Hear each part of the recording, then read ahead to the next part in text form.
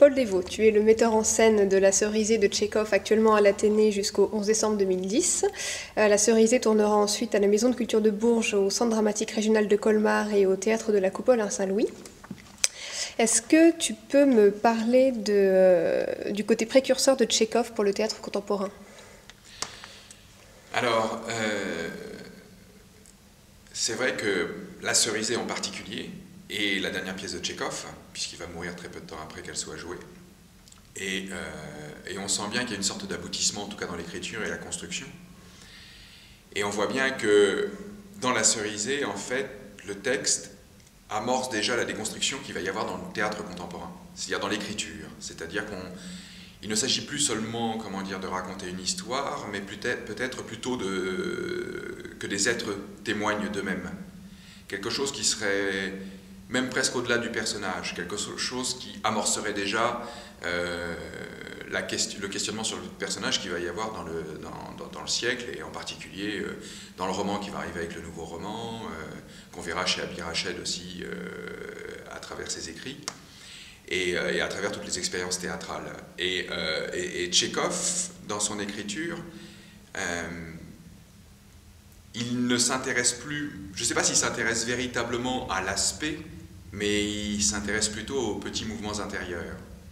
Et finalement, il y a une sorte on le remarque au travail, parce qu'en fait, moi, je n'ai pas du tout remarqué au départ que c'était un précurseur du théâtre contemporain. C'est plutôt en travaillant dessus, au fur et à mesure. C'est-à-dire, ça pouvait être une pensée intellectuelle qu'on avait développée avec André Markovix et Françoise Morvan.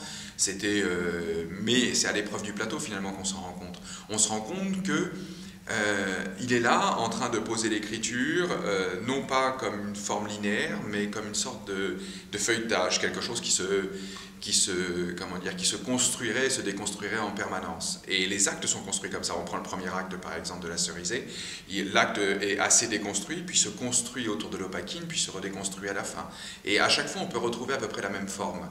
C'est assez étonnant, parce que quand on se dit que juste après, il va y avoir des écrivains comme Joyce, ou alors la musique d'Alban Berg, et quand on voit par exemple un opéra comme Loulou, on se rend bien compte que c'est quelqu'un qui a été extrêmement poreux à son siècle, extrêmement poreux non seulement au mouvement littéraire, mais aussi au mouvement politique.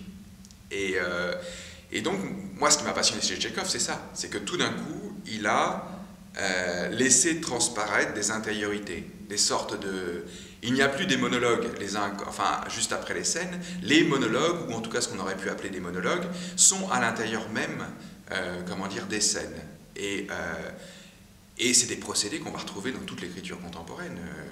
Même si on étudie par exemple l'écriture d'un Philippe Mignana, d'un Coltès, c'est des choses qui vont être développées par la suite. Et je trouve ça assez fort quand même qu'un auteur qui écrit ça, qui écrit en 1904, soit déjà un précurseur de toute cette écriture qui va traverser le XXe siècle. Donc tu as cité Joyce, Mignana ou Coltès. Dans une conversation précédente, tu me citais également Samuel Beckett. Est-ce que tu pourrais dire en quoi Tchekhov se rapprocherait de Samuel Beckett plus particulièrement? C'est toujours dans les discussions qu'on a eues un peu autour de Tchekhov avec André Markovix et Françoise Morvan, qui sont les traducteurs donc, de La Cerisée.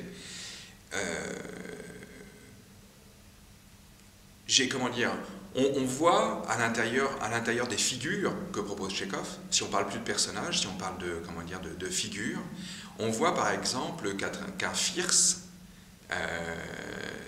le personnage qui n'a pas d'âge, enfin il est très vieux mais il n'a pas d'âge, toutes les répliques et tous les temps qui sont à l'intérieur, si on respecte la partition de Tchekhov, car c'est véritablement une partition, on se rend compte qu'il y a déjà des interrogations qui sont presque, non pas des interrogations existentielles, mais en tout cas sur la solitude, sur le devenir, sur l'attente, sur le temps. La question du temps est extrêmement importante dans La Cerisée. Et on se rend bien compte que tous ces questionnements-là ont déjà pris une importance dans l'écriture de Tchekhov. Mais tout d'un coup, si on lit En attendant Godot, par exemple, si on pense à l'arbre d'En attendant Godot, d'ailleurs moi ça m'a beaucoup inspiré pour l'arbre que j'ai mis sur le plateau, en rapport avec Fierce, finalement, si on se rend compte de tout ça, on voit déjà qu'il y a une certaine solitude chez Tchekhov. Je dirais presque que La Cerisée, c'est presque une question de solitude. C'est tous ces êtres, quel va être leur avenir, quel va être leur devenir, et on se rend compte que tous ces gens, finalement, ont un rapport et à la mort et à la vie et extrêmement fort, mais à travers cette solitude. Mais c'est un thème quand même qu'on retrouve beaucoup, par exemple, chez Beckett, quoi. Et pour continuer le parallèle entre Beckett et Tchekhov, on a souvent négligé le caractère comique des pièces de Tchekhov, et ça a été le cas également pour Beckett. Est-ce que tu pourrais nous parler du comique chez Tchekhov? Ouais. Ça, je sais que c'est quelque chose qui pose beaucoup de questions parce que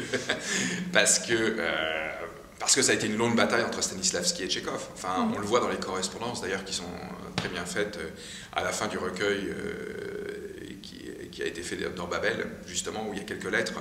Puis on peut retrouver d'autres, chez Christian Bourgeois aussi, ou voilà. Mais c'est vrai que ça a été une longue bataille entre Stanislavski et Tchekhov sur effectivement le caractère comique, ou en tout cas le fait qu'il écrive des comédies. Et Stanislavski dit toujours, à chaque fois il nous dit qu'il écrit des comédies, et ce n'est pas vrai. Enfin, et Tchekhov dit, mais si, j'écris des comédies. Et la grande difficulté, c'est que chez Tchekhov, finalement, le comique ne vient pas de la volonté de faire rire, mais, comment dire, de l'illogisme, ou en tout cas la partie illogique qu'il y a chez chacun, c'est-à-dire qui représente l'ensemble des faiblesses de l'âme humaine. Il y a une sorte de faiblesse de l'âme humaine qui peut nous apporter, enfin, qui peut apporter un certain rire. Voilà. Et je trouve que Tchekhov écrit terriblement bien les faiblesses de l'âme humaine, et que ces faiblesses, au bout d'un moment, on ne peut pas s'empêcher de rire de la faiblesse, ou alors on en pleure, et c'est peut-être ça, ce sentiment permanent d'aller des larmes au rire, dont on parle constamment de ça chez Tchekhov, mais parce que effectivement, il y a une faiblesse véritable dans tous ces personnages, ou dans toutes ces figures, qui font que, par moments, au lieu de pleurer de leur malheur, on finit par en rire. Et d'ailleurs, c'est très étonnant parce que dans les représentations, on ne sait jamais quand les spectateurs vont rire. C'est pour ça que ce n'est pas non plus une pièce comique en tant que telle, mais ça ne rit jamais au même moment. C'est à la fois la qualité du texte de Tchekhov, la qualité de l'acteur sur l'instant, qui fait qu'à un moment, oui, ça pousse la salle à rire. Voilà. C'est une sorte de rencontre autour de Tchekhov. Peut-être que le comique, finalement, ou à la comédie chez Tchekhov, n'appartient qu'à la rencontre avec le spectateur.